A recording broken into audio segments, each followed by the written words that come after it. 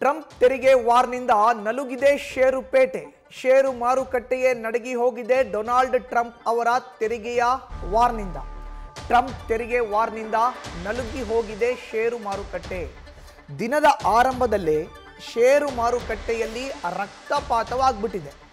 ಇವತ್ತು ಬೆಳಗ್ಗೆ ಆರಂಭದಲ್ಲೇ ಷೇರು ಮಾರುಕಟ್ಟೆಯಲ್ಲಿ ರಕ್ತಪಾತವಾಗಿದೆ. ಭಾರತ ಸೇರಿ ಅಂತಾರಾಷ್ಟ್ರೀಯ ಮಾರುಕಟ್ಟೆಯಲ್ಲಿ ಷೇರು ಮಾರುಕಟ್ಟೆ ಭಾರೀ ಕುಸಿತವನ್ನು ಕಂಡಿದೆ. ಸೆನ್ಸೆಕ್ಸ್ 2800 ಅಂಕ, ನಿಫ್ಟಿ 900 ಪಾಯಿಂಟ್ ಕುಸಿತವನ್ನು ಕಂಡಿದೆ. ಷೇರು ಮಾರುಕಟ್ಟೆಯಲ್ಲಿ ಕುಸಿತ ಕಂಡಂತಹ ಹಿನ್ನೆಲೆಯಲ್ಲಿ ಹೂಡಿಕೆದಾರರು ಕಂಗಾಲಾಗ್ಬಿಟ್ಟಿದ್ದಾರೆ. ನೋಡ್ತಾ ಇದ್ದೀವಿ ಟ್ರಂಪ್ ಅವರ ತೆರಿಗೆ ನೀತಿ ಎಷ್ಟರ ಮಟ್ಟಿಗೆ ಭಾರತದ ಷೇರು ಮಾರುಕಟ್ಟೆಯಲ್ಲೂ ಕೂಡ ತನ್ನ ಪ್ರಭಾವವನ್ನು ಬೀರ್ತಾ ಇದೆ ಅಂತ.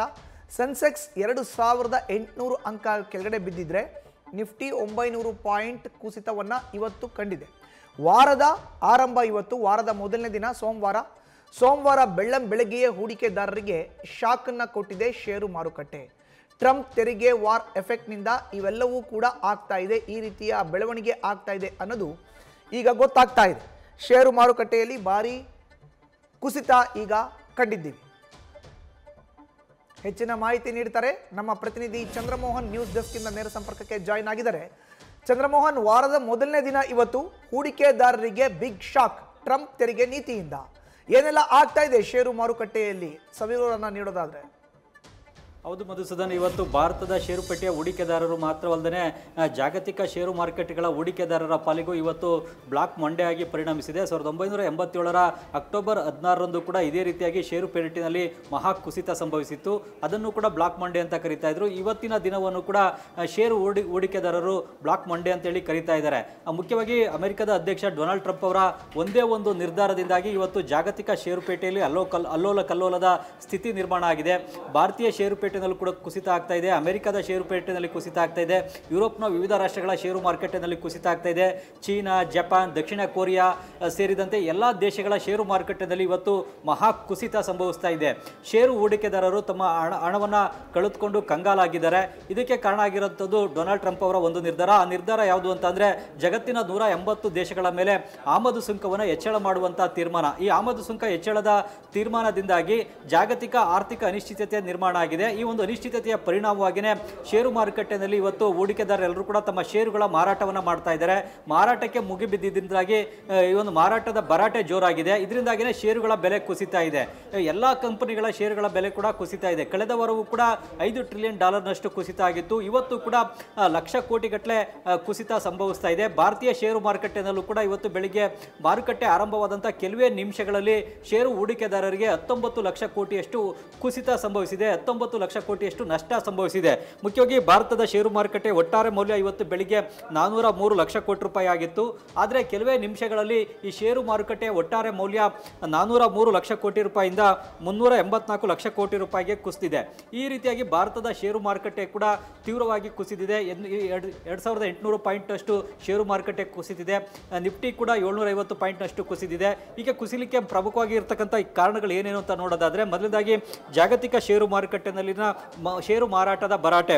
ಏಷ್ಯಾ, ಯುರೋಪ್, ಅಮೆರಿಕದ ಷೇರು ಮಾರುಕಟ್ಟೆನಲ್ಲೂ ಕೂಡ ಷೇರುಗಳನ್ನು ಮಾರಾಟ ಮಾಡಲಿಕ್ಕೆ ಹೂಡಿಕೆದಾರರು ಮುಂದಾಗಿದ್ದಾರೆ.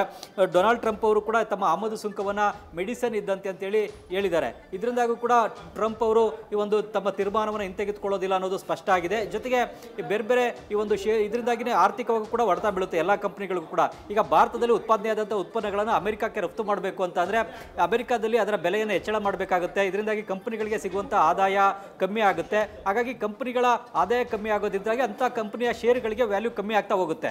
ಇದರಿಂದಾಗಿ ಆ ಕಂಪನಿಯ ಷೇರುಗಳನ್ನು ಇಟ್ಕೊಳ್ಳೋ ಬದಲು ಮಾರಾಟ ಮಾಡೋದೇ ಉತ್ತಮ ಅನ್ನುವ ತೀರ್ಮಾನಕ್ಕೆ ಷೇರು ಹೂಡಿಕೆದಾರರು ಬಂದು ಅಂಥ ಷೇರುಗಳನ್ನು ಮಾರಾಟ ಮಾಡ್ತಾ ಇದ್ದಾರೆ. ಇದರಿಂದಾಗಿ ಷೇರುಗಳ ಬೆಲೆ ಕುಸಿಲಿಕ್ಕೆ ಆರಂಭ ಆಗಿದೆ. ಇನ್ನು ಎರಡನೇದಾಗಿ ಈ ಆಮದು ಸುಂಕದ ಇಂಪ್ಯಾಕ್ಟ್ ಇನ್ನೂ ಖಚಿತವಾಗಿಲ್ಲ.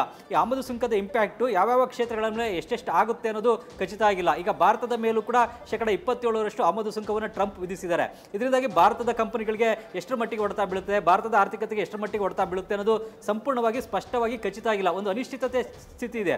ಮುಂದಿನ 6 ತಿಂಗಳಲ್ಲಿ ಸ್ಪಷ್ಟವಾಗಿ ಗೊತ್ತಾಗಬಹುದು. ಈ ಒಂದು ಅನಿಶ್ಚಿತತೆ ಸ್ಥಿತಿ ಇದ್ದಾಗ ಷೇರು ಹೂಡಿಕೆದಾರರು ತಮ್ಮ ಷೇರುಗಳನ್ನು ಮಾರಾಟ ಮಾಡ್ತಾರೆ. ಹೀಗಾಗಿ ಹೆಚ್ಚಿನ ಪ್ರಮಾಣದಲ್ಲಿ ಷೇರುಗಳನ್ನು ಮಾರಾಟ ಮಾಡ್ತಾ ಇರೋದ್ರಾಗಿ ಭಾರತದ ಷೇರುಪೇಟೆಯಲ್ಲಿ ಕುಸಿತ ಆಗ್ತಾ ಇದೆ.